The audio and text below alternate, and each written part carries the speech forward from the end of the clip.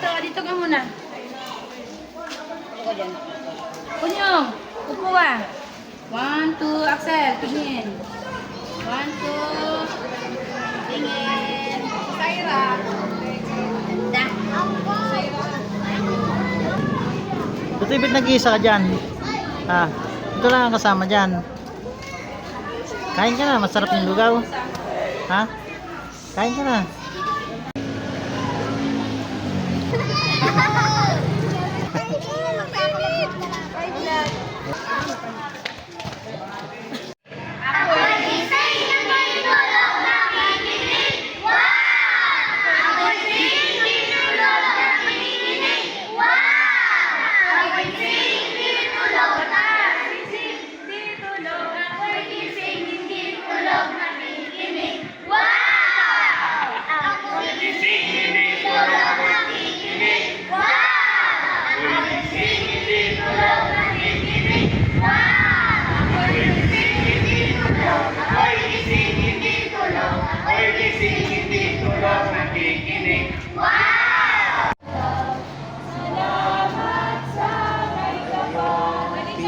Picture,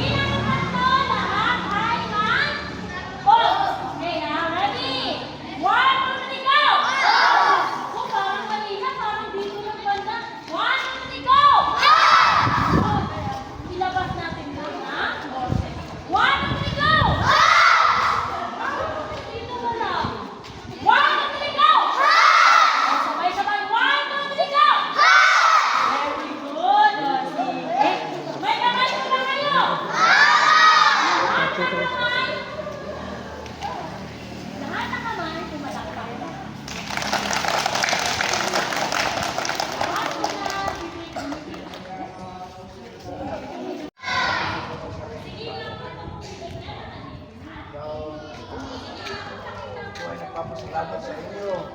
Ano, sa inyong pagpapaunlad ng paligaya para po sa ganitong gawain. At talagang hindi ko tayo ang unang panawagan sa akin ng Diyos.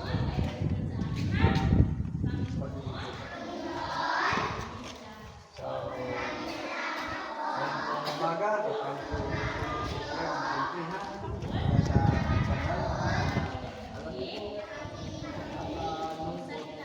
alam niyo, sabi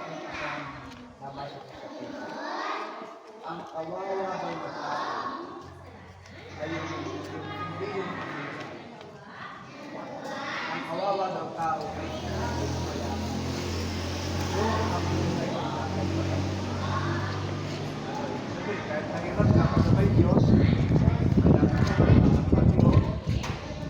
kaya yun daw po ang kawawa daw po tao. At ang mahirap na tao, yun. Ang mahirap daw po tao ay hindi yung kaya kundi ang mahirap na tao ay yung tao walang gusto. Umaga, tuis-tuis lamang po tayo. Hindi naman tayo mo naman langit po. Hindi kayo, close kayo dito.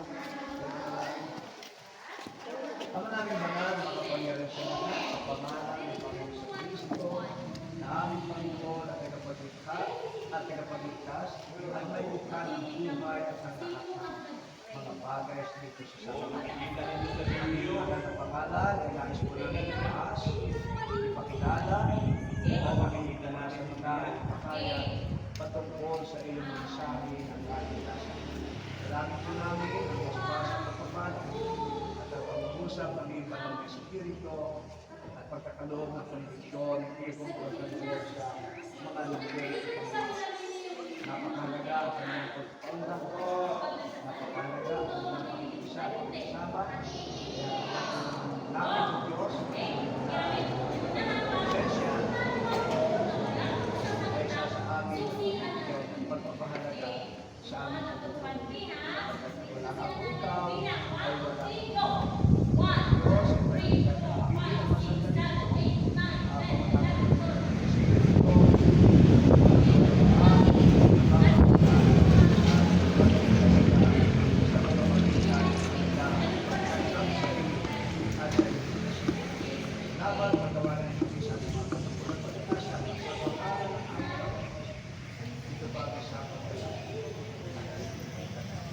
Kaya po ninyo na nakatayo.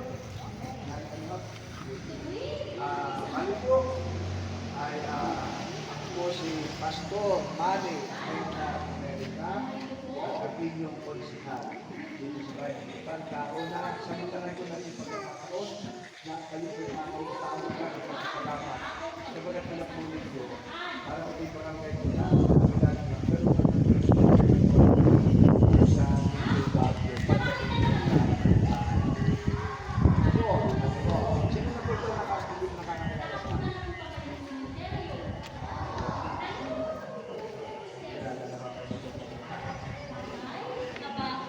Okay, ito po, kung may makita po ninyo, may mga bata, may mga ministry ng aming simbahan. Mahal tayo ng Diyos. Mahal tayo ng Diyos. At ito pong pagmamahal at pag-ibig ng Diyos ay gusto ko pong ibahagi, ipaabot sa lahat ng tao ay mahal ng Diyos.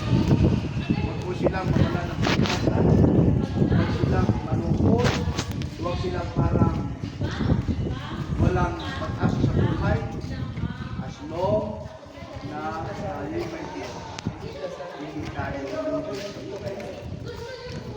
So ngayon kung umaga, akin pong ipapahagi sa inyo ang patungkol sa kaligtasan, buhay na walang hanggan. Alam mo niyo, mamamatay tayo, dito kanin. Bawal sa po sa ating mamamatay. Pero alam mo ninyo, may langit. At mayroon din po iker. Kaya ang buhay, malapag-alay, ng impyerno. Alam niyo ho, bilang matayan, masasalanan ka. Ang malungkot, namatay ka, sa impyerno natin ka. Hindi po ba?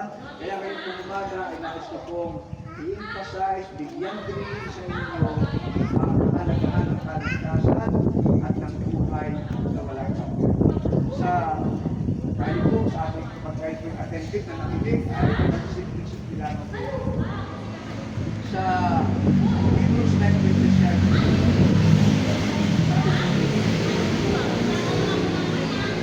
itinakda namin sa lawa at buhay ang mga senyor.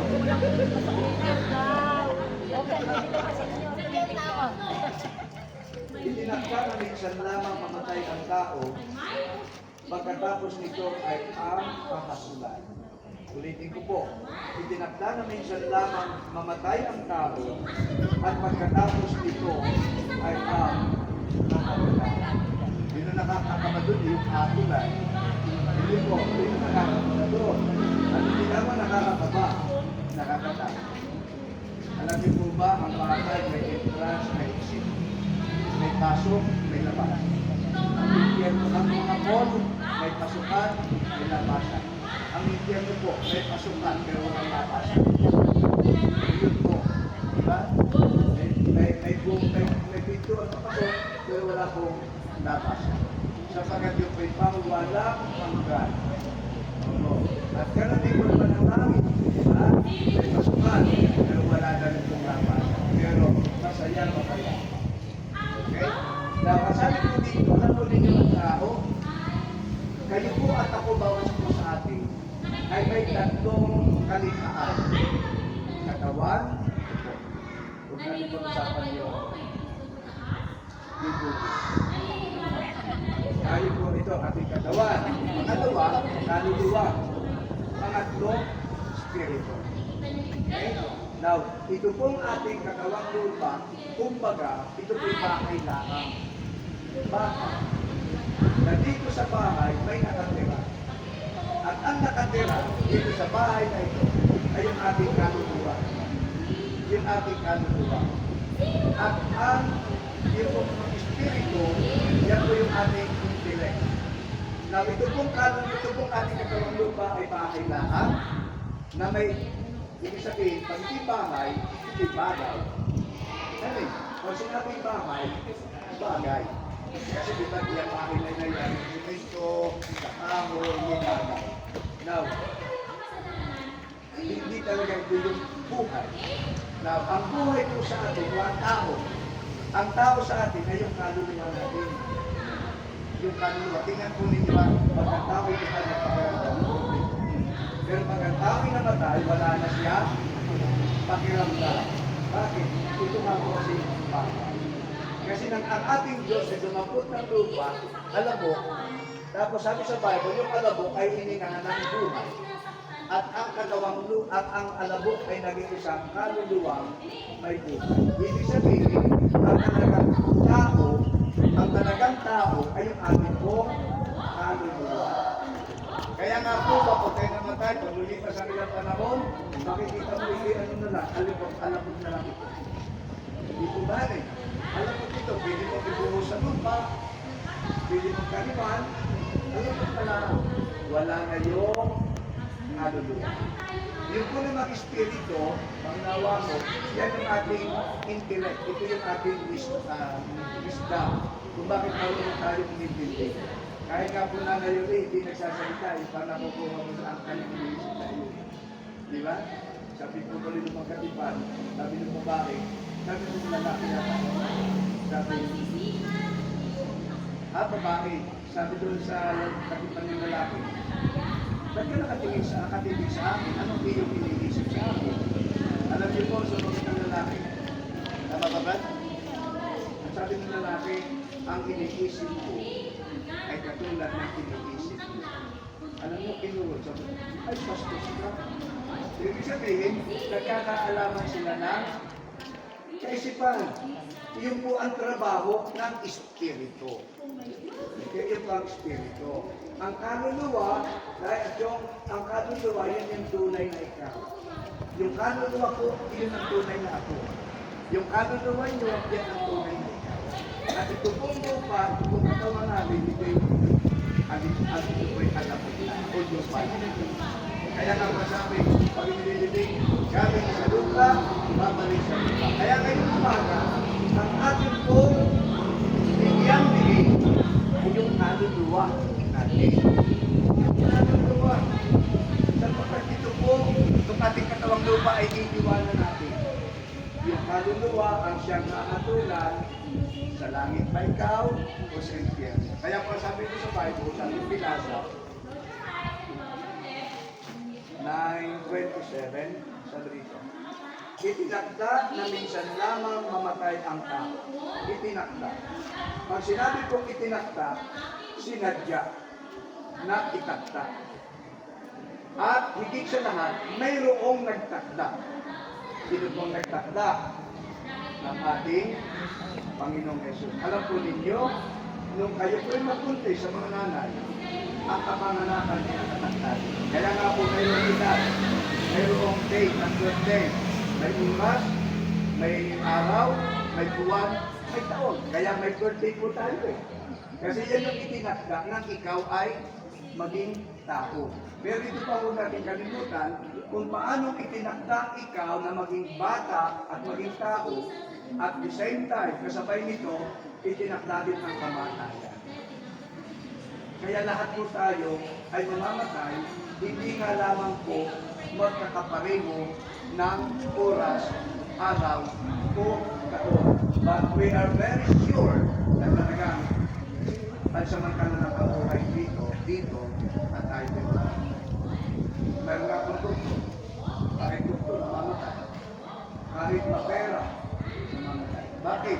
Hindi mo natin kaya pasubalian ang kamatayan. Hindi pinsabihin, huwag muna. Next year na. At ang sakit po, ang ating mga karamdaman ay nagiging dahilan lamang para dumating talaga yung takdang kamatayan sa atin. Kaya ang atin po dapat mahalagahan, ay huwag tayo mag-focus dito lamang sa ating katawang lupa. Di ba? Tama lang pagkakinig, tama lang paliguan, tama lang ayusin, di ba? Pero hindi ang ganda lang ang buhay. Yung kaluluwa ang siyang tunay na ikaw, ako, yung ating kaluluwa. Yun ang tunay na. Kaya nga po, pag ang tao namatay, ulitin ko po, wala nang pagkaramdam ng katawang buhay. Pero hanggang yung kaluluwa mo, nandun sa katawang lupa, may pagkaramdam. Ibig sabihin, yung kaluluwa ang siyang may pagkaramdam. Kaya nga po, pag ang kaluluwa ay nasa langit, mararamdaman niya ang langit. Pag siya po naman ay nasa impyerno, mararamdaman niya ang impyerno. Hindi po ba? Bakit? Ang kaluluwa ng tao, ang kaluluwa ang siya natin consciousness, pakiramdam. Yan yung may pakiramdam. Kaya nga po kami narito. Si Pastor America, kung siya America ay narito. Para i-proclaim, ipangalat ang salita ng Diyos. Kaya sabi dito, itinakda na minsan lamang mamatay ang tao, at pagkatapos nito ay ang kahatulan. Dalawa lamang po ang pupuntahan ng hatol. Langit o impyerno. Na pagkatapos po yan sa Apocalypse 21, 20 verse 15 pala. Diba sabi dito? Ito diba? At ang sino mang hindi masuntungang nakasulat sa aklat ng buhay ay itinapon sa lawang apoy. Pag ang tao daw po'y namatay at yung pangalan mo ay hindi nakatala sa aklat ng buhay, ay ibig sabihin iyan ay itinapon sa lawang apoy. Para bang kung langit, sasabihin ay hindi iyan para dito. Merong listahan, sabi dito, kapag hindi nakatala ang iyong pangalan sa aklat ng buhay, ay itinapon sa lawang apoy. Ito na nga po ay ang impyerno. Yung kaluluwa ang siyang lulubog. At alam niyo po, ang kaluluwa kahit hindi nasa impyerno magpakailan-kailanman, yun po yung magiging kalalagayan. Wala po yung hangganan, wala po yung katapusan. Hindi nga po masunog ka lang ng sigarilyo. Masakit na. Yun nga pong masunog ka lang dito. Masakit na. Ay, sakalo pa kaya yung walang hanggan. Ay, ilalim na. Walang hanggan. Kung ano diba, ay nasa impyerno magpakailan. Alam ba ninyo, may tubay na niniwala, marami na rin tao ang nasa impyerno. Pero ito pa nakakagulat mas kukunti ang tao na nasa langit. Lagi pong Kung marami ang tao sa langit, mas lalong marami ang tao sa impyerno. Di ba?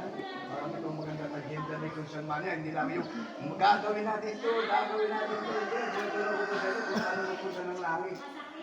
Ano? Hindi ko sinasabing paggagawan doon ng kalsada, pagkain na lago. Ang tinuturo ko sa inyo ay yung avenue going to heaven. Hindi po ba? Now, walang hanggan. Sabi nga po yung impyerno, may pasukan, pero walang labasan. Yun po ay final destiny. Kaya nga po, para mangyari yun, ano sabi ng Panginoon? Sa Romans 5, sabi dito,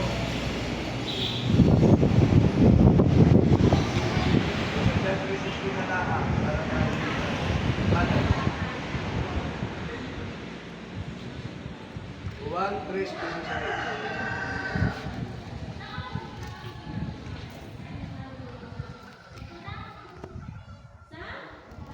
Ito sabi po dito, para hindi po tayo mapunta sa impyerno, ito po sabi ng John 3:16. Ito ay sapagkat sa ganitong paraan, inibig ng Diyos ang sanglibutan. Kaya pinagkaloob niya ang kanyang bugtong na anak upang ang sino mang sumampalataya sa kanya ay hindi mapahamak. Saan po yung mapahamakan? Ang langit ay kaligtasan. Ibig sabihin ng impyerno talaga ang mapahamak. Ang ari. Kaya sabi ito, upang hindi mapahamak, kundi magkaroon ng buhay na walang hanggan. Kaya sabi ko nga po kanina, okay lang mamatay, basta sa langit ang punta. Mahirap yung namatay na wala sa langit. Kaya ano pang ginawa ng Diyos dito? Inibig daw po ng Diyos ang sanglibutan. Ang sanglibutan po, simple tao. Kasi ang tao ang bumubuo ng sanglibutan. Kaya kung kumbaga, inibig ng Diyos ang sanglibutan. Inibig ng Diyos ang bawat tao. Kaya inibigay niya kanyang buhay. Namatay sa krus ng Kalbaryo, yun po ay dahil sa kanyang pag-ibig. Upang kung ang sino man daw na sumampalataya ay hindi mapahamak, kundi magkaroon ng buhay na walang hanggan.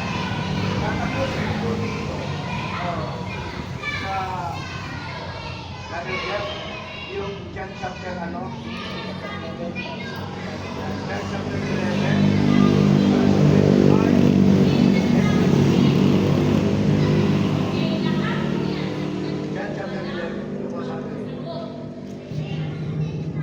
Mamamatay din po tayo ng physical. John 11:25. Sinabi ni Jesus sa kanya, ako ang magpabuhay ng kabuhay at ang buhay. Siya na sumasampalataya sa akin, magamat siya ay mamamatay, siya ay mabubuhay. At ang buhay at ang bawat isang nabubuhay at sumasampalataya sa akin ay hindi na mamamatay magpakailanman. Sinasabi na upang ito. So dito ko sinasabi ng Bible, mamamatay din naman tayo. Ako kahit na ito ng Bible, mamamatay din. Pinagdahan ito.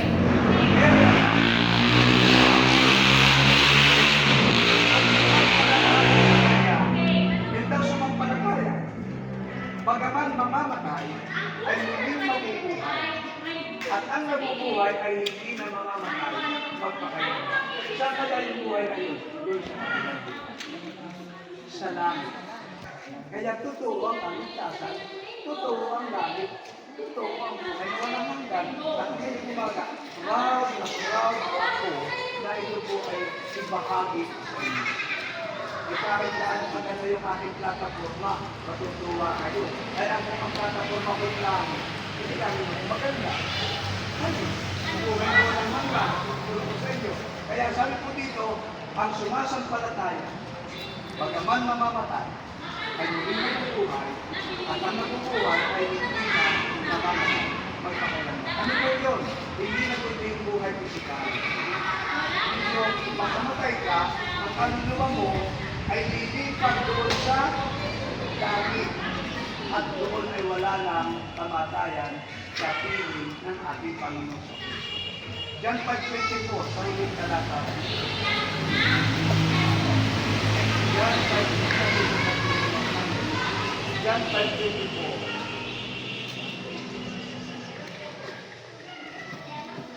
Yan, ito ang sabi ko dito.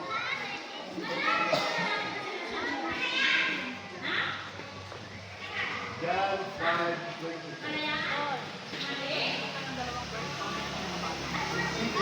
Oh, okay. Good, very good. Katotohanan sinasabi ko sa inyo. Ang turo,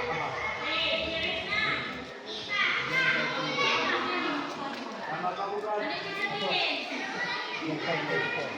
Katotohanan sinasabi ko sa inyo.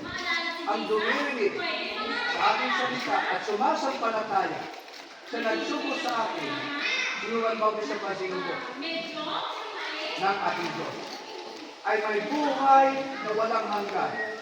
Siya ay hindi nahahatulan. Hindi ko ba tayo sabi nahahatulan lang?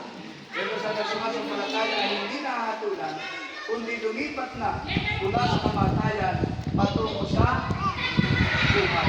Ang kamatayan ng isang mananampalataya ay paglipat lahat. Para bang ang Philippines nagpapilipat ka ng Amerika? From Philippines, lumipat ka ng Canada. Dito naman, ang lupa, lumipat ka sa langit. Kaya ang sabi dito, katotohanan sinasabi ko sa inyo. Ang dumirinig sa Kanya na nagsubo sa akin at sumasampalataya ay may buhay na walang hanggan. Tatlo yun. May tutunan, may walang hanggan. Pangalawa, hindi nahahatulan. Pangatlo, lumipat na.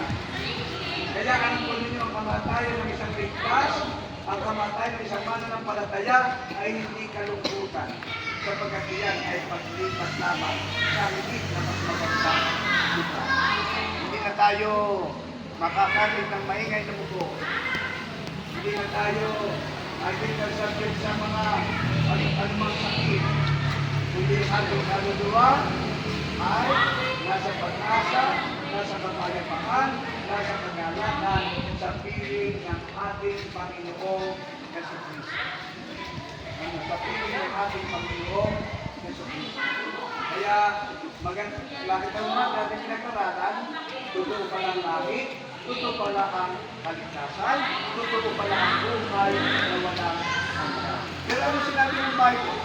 Ang wala ng hatol ay yung mga tao sumampalataya. Kanino? Sa ating Panginoon Jesucristo.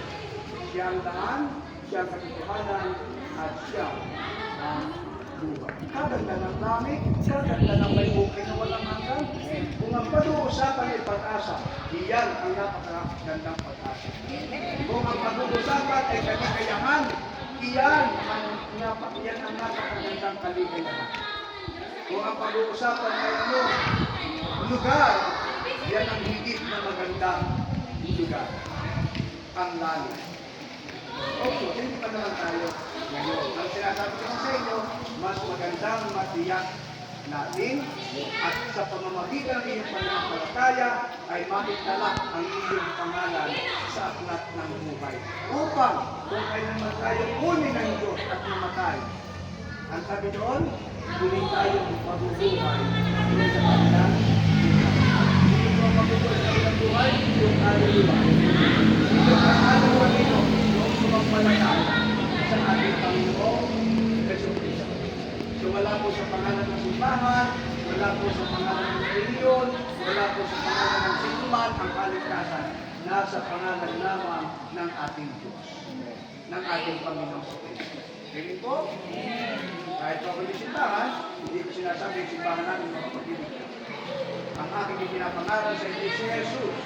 Yan ang kailangan ninyo, yan ang kailangan natin, yan ang ating kagapan, ang ating Panginoon. Tayo po'y kasangkapan. Lalo lang po natin, sino po rito, unang tanong, kayo po ba'y nananampalataya sa ating Panginoon Kristo na siya ang Panginoon at tagapagligtas? Kayo po ba'y naniniwala na kakalan niya kayong patawarin at tubusin sa kasalanan? Kayo po ba'y naniniwala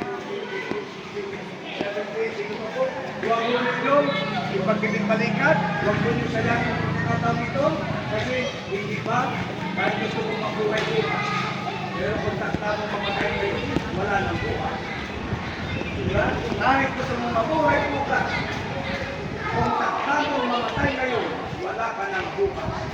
Kaya kailangan ko huwag mahuli ang lahat sa panatayanan at pagdating ang Panginoong Kristo bilang Panginoon at Tagapagligtas.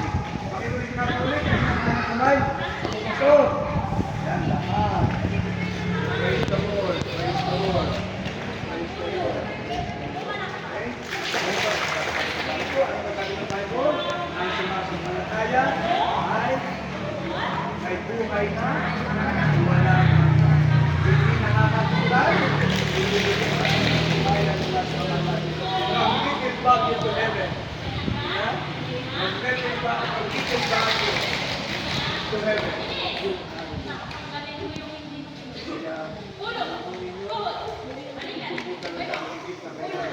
Kailangan mo politika, kailangan mo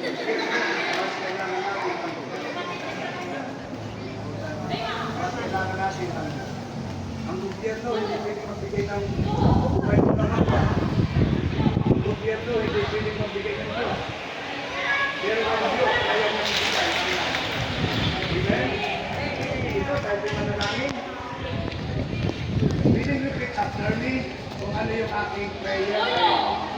Maitin lang. Parang hindi ko lang kayo. Okay, ganun po. Tayo po ibigay at ating kalitin na pagkasin ng Diyos at ang mamin at bilang tayo kasalanan na hindi tayo natawad ng katubusan at buhay niya. Repeat after me. Ama naming banal sa pangalan ng Panginoong Jesus. Maraming salamat po. Narinig namin ang iyong salita na ikaw ang may akda ng aming buhay. Kukunin mo rin ito at hahatulan. At ang sino mang hindi nakasulat sa aklat ng buhay ay ibigulin sa lawang ako na ito ay impyerno. Subalit, maraming salamat po sa iyong pag-ibig. Ibinigay mo ang iyong buhay. Nagbilis ng hira. Napasalin ang krus. Mamatay para sa amin. Inilibing ka at nabuhay na magaling. Kaya tunay na ikaw ay Diyos. Tunay na ikaw ay Panginoon. Tunay na ikaw ay Tagapagligtas. At ngayong umaga, ay papahayag kami ng pagtanggap sa iyo bilang Panginoon at Tagapagligtas sa pamamagitan ng pananampalataya na ikaw ay Panginoon. Walang hanggang Diyos. At ikaw ay aming Panginoon, ilutin sa namin ang aming puso. Inatanong ka namin.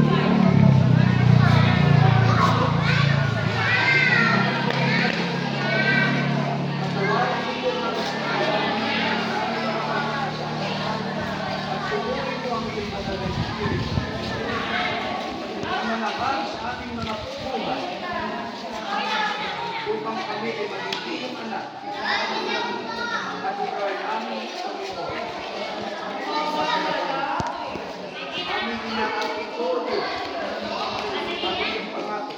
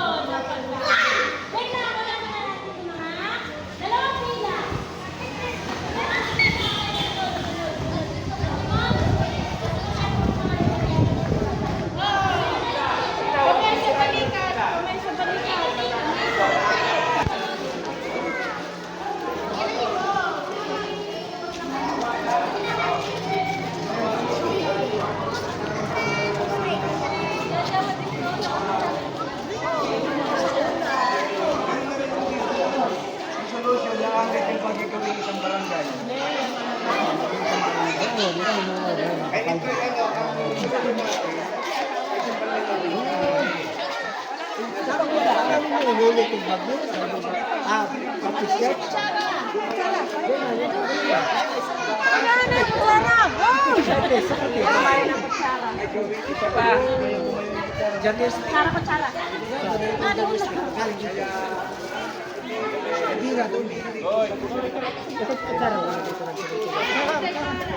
Kutsara, kutsara.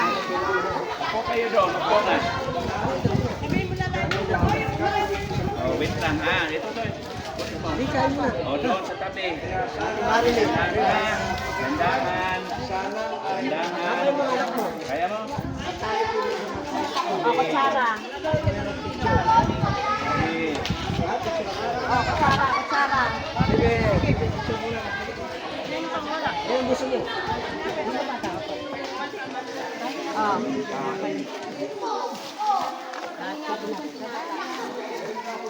Mga bata, nag-isa-isa po ba kuya? Sambal? Oo, sambalo.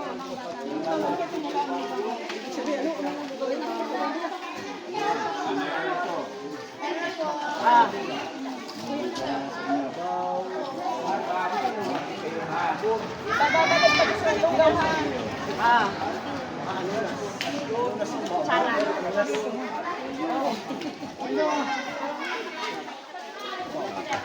Kutsara. Ate, ito, tinabor.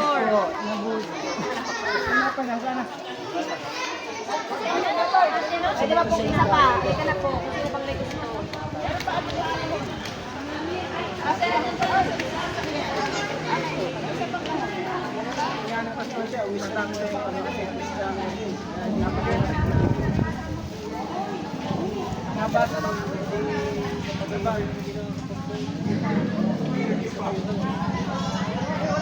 Oh, may tinapay po ha. May tinapay. Pasok pa sa bahay, nasa bahay pa.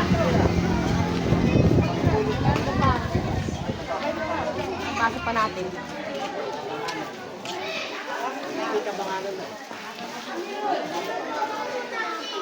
Meron pa? Sino pa? Upo, Amiro. Ito, upo ka muna.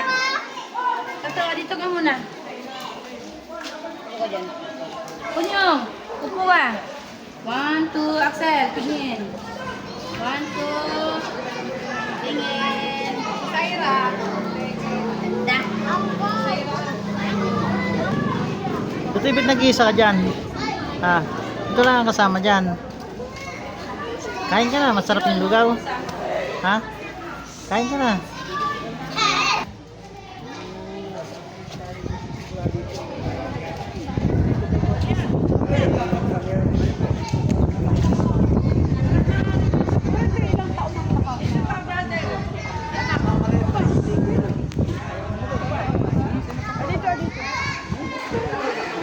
Brad, pwede pa bumalik. Pwede pa bumalik. Pwede pang kumuha yung mga nabitin pa.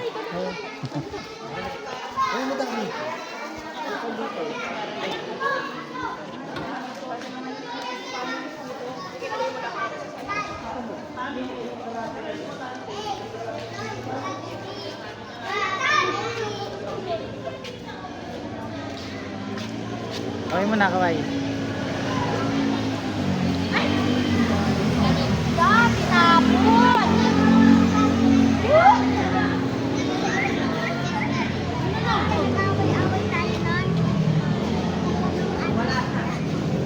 Kaway naman kayo, kaway.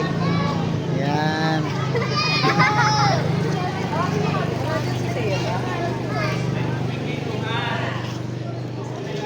Dapat na sa initan ka. Oh, mainit yan. Nahanap kita ng kapatid sa iniwan mo.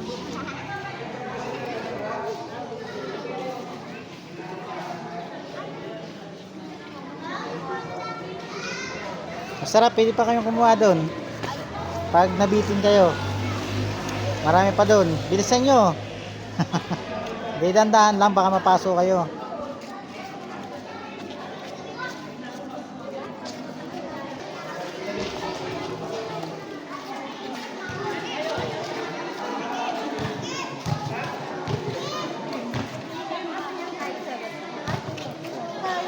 Ay naman kayo sa vlog ko. Hi, vlog. Ay, vlog. Shout out, hi, vlog.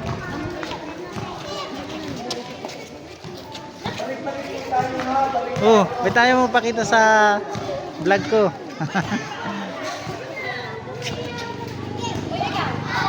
Sige, at kain tayo. Ikaw, ikaw. Sarap naman na ito. Sino kaya nagluto na ito? Eva. Si Ate Eva. Eva. Sarap pa. Iba. Para makakalimang balik yata ako. Sama. Kahit 10. Balik ka pa ha. Biro sa sasakyan. May ka pa. Ako hindi pala yung dumating ano. Dapat ay tayo dumayo pa sa ibang lugar tayo nagpapiling pa. Eh, Chacha, lagyan mo ng ano na kutsara. Ay, tayo, pagkakadyan. Wala na yung kapatira natin yung baptist. Ano na? Ina po. Ate Marilyn, asan na? Yung bulit dito? Ina po, Ayun dati, ayun. Yan. Bible Way Baptist Church daw sa dati, sa Maynila. Mag-baptize sila. Diyan daw sila binasisimba minsan sa Maynila. Ikaw pa, ito.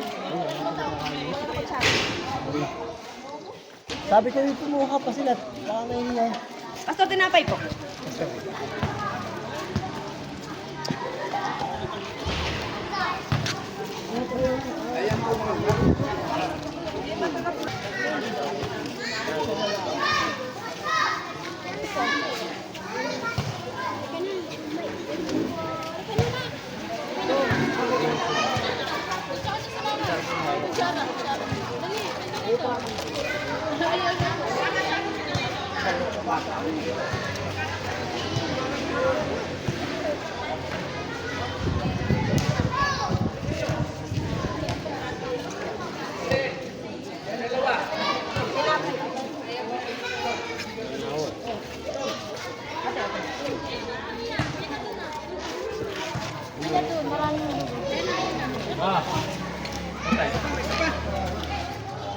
Pahingi pa isa, pahingi pa. Mayroon pa doon. Bata.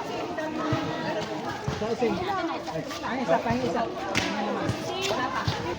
Yan, ate, kaway ka naman.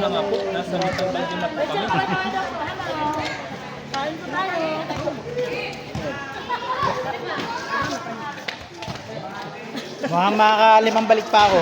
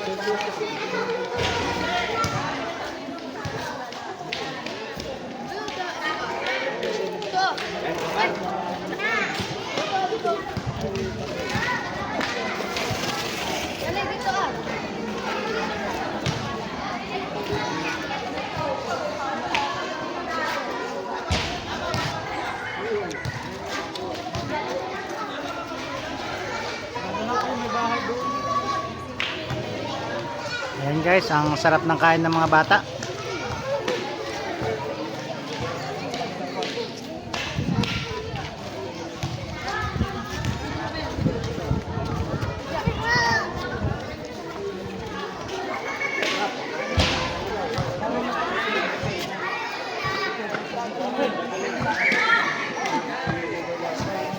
Tinapay kaya.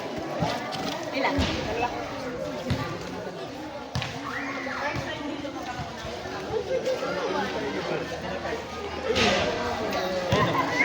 Huwag na pa yun. Tinapay. Kuya. Meron na po yun. Dala ka.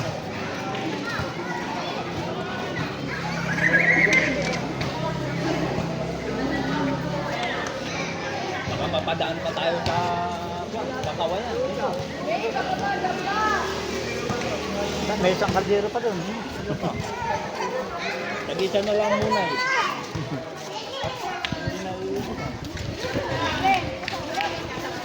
Basura po.